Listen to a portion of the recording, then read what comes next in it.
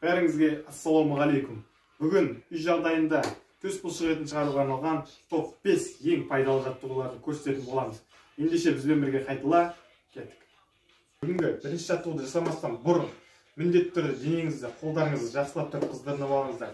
Себебі қыздырынбай жасаған жаттығудың кесірінен травма алып қалуларыңыз мүмкін, жарақат алуларыңыз мүмкін. Бірінші жаттығуды біз гантельдердің арқасында жерге қою арқылы отжимание жасайтын боламыз. Бұл жаттығудың ерекшелігі төсімізді түсірген кезде жерге тигізуіміз керек. Денені түзу ұстаймыз.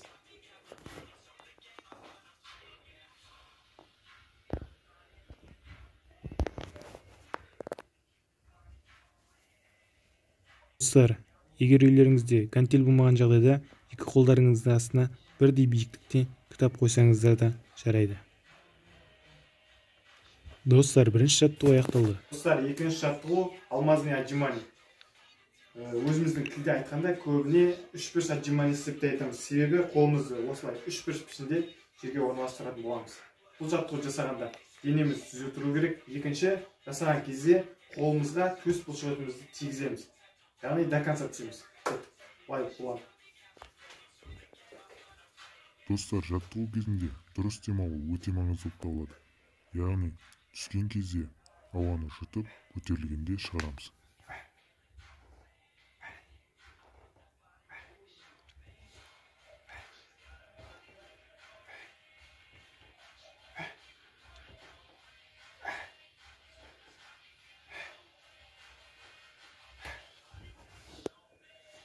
Достар, үшінші жаттығу бұл пауэрлифтинг және бодибилдинг спортындағы өте керемет танымал базалық жаттығулардың бірі болып табылатын штангыны жатып көтеру болып табылады. Так, бұл жаттығуды орындаған кезде мына үстелдің үстіне жатамыз, және де штангыны қолымызға алып, төске дейін тигізіп, қайтадан көтереміз. Көтерген кезде максималды түрде шынтақтарыңыз жазуларыңыз міндетті. Көріп тұрғандарыңыздай, штангыны үй жағдайында ағаштан істеп алған болатынмын. Бұл штангының қазіргі салмағы 58 кг.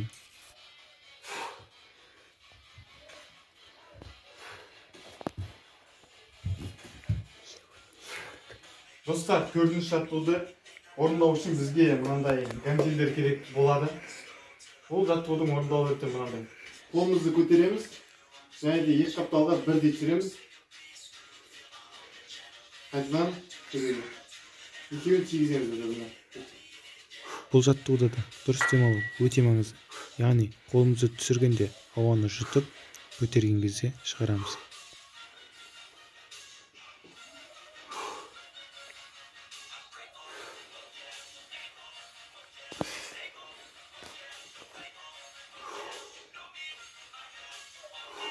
Бұл жаттығу көкіректің бұлшық еттерін керілуге әкеліп соқтырады.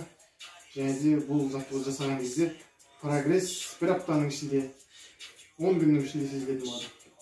Өте керемет жаттығулардың бірі.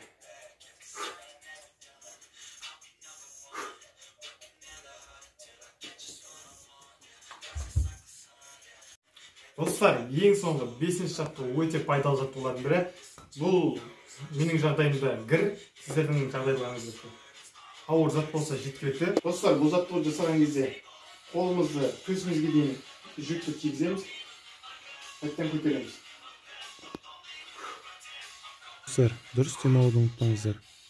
Түсірген кезде ауаны жұтып, көтергенде шығарамыз. Өте күрделі, өте пайдалы жаттығу.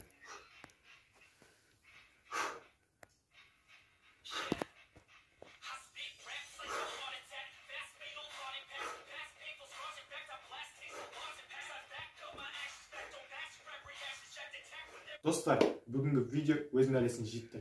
Видео ұнаған болса, арнаға тіркеліп, лайктарыңызды басып кетуді ұмытпаңыздар. Және де келесі қандай тақырыпта видео көргілеріңіз келеді, комментарийға өз ойларыңызды жазып кетіңіздер, міндетті түрде түсіретін боламын. Және де бастысы достарыңызбен бөлісіңіздер. Келесі видеода кездескенше аман сау болыңыздар.